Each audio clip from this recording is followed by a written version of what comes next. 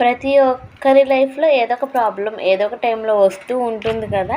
So ఎలాగంటే మనం కొన్నిసార్లు ఒక్కొక్క ప్రాబ్లమ్ని చూసి భయపడిపోతూ ఉంటాం అన్నమాట.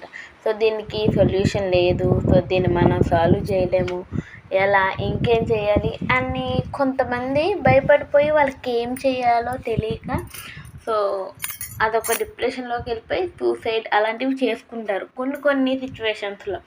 సో కొంతమంది ఏంటి అంటే ఆలోచించి దీనికి ఎలాగన్నా పరిష్కారం ఉంటుంది, సో ఇది మన వల్ల కాకపోతే వేరొకరి ద్వారానన్నా ఈ సమస్యకు పరిష్కారం ఉంటుంది అని ఆలోచిస్తారు.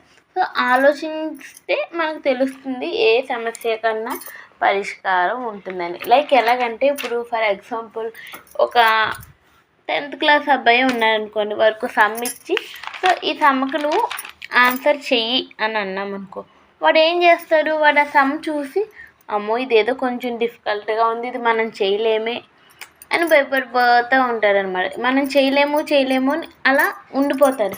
ఇంకొంతమంది ఏం చేస్తారు, సో ప్రయత్నిద్దాం ఎంతో కొంత చేయగలుగుదాం అంటారు. ఇంకా తెలివైనోడు ఏం చేస్తారంటే ఫార్ములా, దీనికి ఏ ఫార్ములా అప్లై చేస్తే ఈ సమ్కి పరిష్కారం, సో ఆన్సర్ ఏదైతే వస్తుందో అని వాడు చూస్తారనమాట. సో బాగా తెలివైనవాడైతే సో ఆ ఫార్ములాని బట్టి షార్ట్గా ఆన్సర్ చేస్తాడు. సో ఇంకొంచెం అయ్యో మన వల్ల కాదు అనుకున్నవాడు సో ఏదో ఒక ప్రాసెస్లో వాడైతే ఆన్సర్ తెప్పిస్తారు.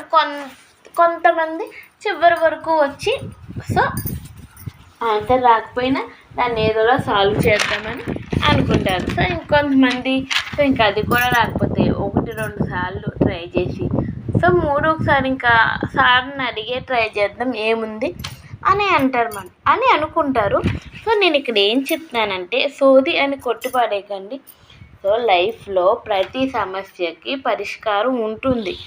సో తెలివైనోడు ఏంటంటే కొంచెం త్వరగా దాన్ని ఐడెంటిఫై చేస్తాడు. కొంచెం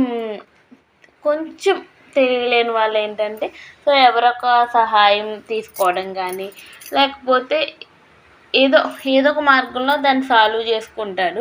సో ఇంకా మనం చేయలేమురా అని ఇంకా బలమైన నిర్ణయం తీసుకున్నవాడు ఏం చేస్తాడంటే సో వాడు ఏం చేస్తాడు, ఇంకా ఏం చేయలేం, ఇది మన వల్ల కాదు అని ఎగ్జామ్ పేపర్లో సమ్ ఎలాగైతే వదిలేస్తారో పిల్లలు, ఇంకా అక్కడికి మన జీవితం అయిపోయింది అనుకుని సో వదిలేస్తారనమాట చాలామంది. ఇది నేను ఎందుకు చెప్తున్నానంటే మార్నింగ్ నేను ఒక వీడియో చూశాను అనమాట.